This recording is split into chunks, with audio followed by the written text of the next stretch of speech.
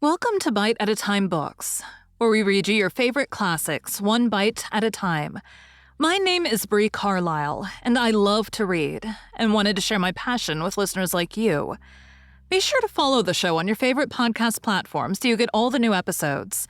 Or you can follow the show on YouTube, where we have playlists for all the stories. You can find us on all the social medias at Bite at a Time Books, or on our website, biteatatimebooks.com, where you can also sign up for our newsletter for more information on what we're reading and what's coming next for the podcasts. We're part of the Bite at a Time Books Productions Network. If you'd also like to hear what inspired your favorite classic author to write their novels, and what was going on in the world at the time, check out the Bite at a Time Books Behind the Story podcast, Tuesdays, wherever you listen to podcasts. Today we'll be continuing Dracula by Bram Stoker. Chapter 21. Bite 2. His voice was weaker, so I moistened his lips with the brandy again, and he continued. But it seemed as though his memory had gone on working in the interval, for his story was further advanced. I was about to call him back to the point, but Van Helsing whispered to me, "Let him go on. Do not interrupt him. He cannot go back, and maybe he could not proceed at all if once he lost a thread of his thought." He proceeded. All day I waited to hear from him, but he did not send me anything, not even a blowfly. And when the moon got up, I was pretty angry with him. When he slid in through the window, though it was shut and did not even knock, I got mad with him. He sneered at me, and his white face looked out of the mist with his red eyes gleaming. And he went on as though he owned the whole place. And I was no one. He didn't even smell the same as he went by me. I couldn't hold him. I thought that somehow Mrs. Harker had come into the room. The two men sitting on the bed stood up and came over. Standing behind him said he could not see them, but where they could hear better. They were both silent, but the professor started and quivered. His face, however, grew grimmer and sterner still. Renfield went on without noticing. When Mrs. Harker came in to see me this afternoon, she wasn't the same. It was like tea after the teapot had been watered. Here we all moved, but no one said a word. He went on. I didn't know that she was here till she spoke, and she didn't look the same. I don't care for the pale people. I like them with lots of blood in them, and hers had all seemed to have run out. I didn't think of it at the time. But when she went away, I began to think. And it made me mad to know that he had been taking the life out of her. I could feel that the rest quivered, as I did, but we remained otherwise still. So when he came tonight, I was ready for him. I saw the mist stealing in, and I grabbed it tight. I had heard that madmen have unnatural strength. And as I knew I was a madman, at times anyhow, I resolved to use my power. And he felt it, too, for he had to come out of the mist to struggle with me. I held tight, and I thought I was going to win, for I didn't mean him to take any more of her life till I saw his eyes. They burned into me, and my strength became like water. He slipped through it, and when I tried to cling to him, he raised me up and flung me down.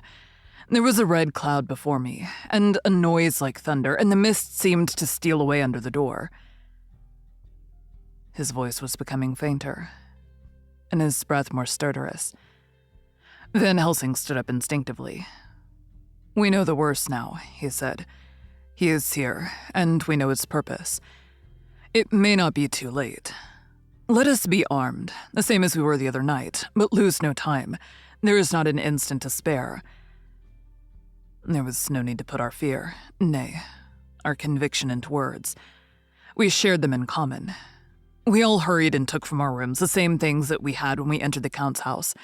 The professor had his ready, and as we met in the corridor, he pointed to them significantly as he said, "They never leave me, and they shall not till this unhappy business is over. Be wise also, my friends. It is no common enemy that we deal with. Alas, alas, that dear Madam Mina should suffer." He stopped. His voice was breaking, and I do not know if rage or terror predominated in my own heart. Outside the Harkers' door, we paused. Art and Quincy held back, and the latter said, "Should we disturb her?" "We must," said Van Helsing grimly. "If the door be locked, I shall break it in. May it not frighten her terribly. It is unusual to break into a lady's room." Van Helsing said solemnly, "You were always right, but this is life and death. All chambers are alike to the doctor, and even were they not, they are all as one to me tonight. Friend John, when I turn the handle, if the door does not open, do you put your shoulder down and shove. And you too, my friends. Now." He turned the handle as he spoke, but the door did not yield. We threw ourselves against it. With a crash, it burst open, and we almost fell headlong into the room. The professor did actually fall, and I saw across him as he gathered himself up from hands and knees. What I saw appalled me. I felt my hair rise like bristles on the back of my neck, and my heart seemed to stand still. The moonlight was so bright that through the thick yellow blind, the room was light enough to see. On the bed beside the window lay Jonathan Harker, his face flushed and breathing heavily as though in a stupor. Kneeling on the near edge of the bed, facing outwards, was the white-clad figure of his wife. By her side stood a tall, thin man clad in black. His face was turned from us, but the instant we saw, we all recognized the Count, in every way, even to the scar on his forehead. With his left hand, he held both Mrs. Harker's hands, keeping them away with her arms at full tension. His right hand gripped her by the back of the neck, forcing her face down on his bosom. Her white nightdress was smeared with blood, and a thin stream trickled down the man's bare breast, which was shown by his torn-open dress. The attitude of the two had a terrible resemblance to a child forcing a kitten's nose into a saucer of milk to compel it to drink. As we burst into the room, the Count turned his face, and the hellish look that I had heard described seemed to leap into it. His eyes flamed red with devilish passion. The great nostrils of the white aquiline nose opened wide and quivered at the edge, and the white sharp teeth behind the full lips of the blood-dripping mouth champed together like those of a wild beast. With a wrench, which threw his victim back upon the bed as though hurled from a height, he turned and sprang at us. But by this time the professor had gained his feet and was holding towards him the envelope which contained the sacred wafer. The Count suddenly stopped, just as poor Lucy had done outside the tomb, and cowered back. Further and further back he cowered, as we, lifting our crucifixes, advanced. The moonlight suddenly failed, as a great black cloud sailed across the sky, and when the gaslight sprang up under Quincy's match, we saw nothing but a faint vapor.